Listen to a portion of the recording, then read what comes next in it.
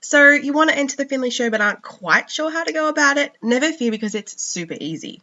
Before beginning, it is super important to ensure you have read our conditions of entry and rules and regulations, as well as the specific regulations for each section you want to enter. Please also take note of the closing dates and times for when your entry form needs to be with the secretary and when the exhibits themselves need to be present for judging.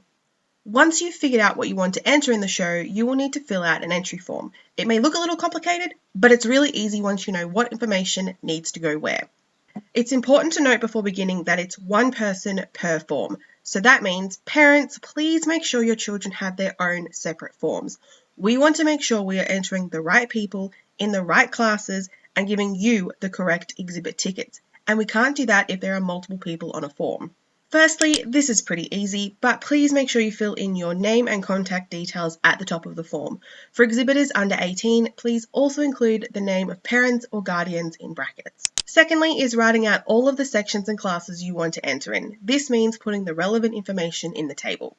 So say you want to enter a plate of 3 lemons. Section is the letter, which in the case of garden produce is K. Class is the number of the event you want to enter. So for lemons, it's 3. Event is simply the name of the event, so plate of 3 lemons. Office use is exactly that. This is where we in the office will note down your exhibit ticket number, so please leave this column blank. And entry fee is the cost to enter that item, which in this case is $1. Continue to fill out the form for all the events you want to enter. If you are entering in the same class more than once, please write it out that many times rather than just writing times 2. Then simply tally your entry fee, add on any membership, and then you've got your total amount due. Please tick one of the 3 boxes to indicate how you will be paying so we can keep track of how fees have been paid. The last thing to do is signing and dating the bottom of the form. For juniors under the age of 18, this will be done by a parent or guardian.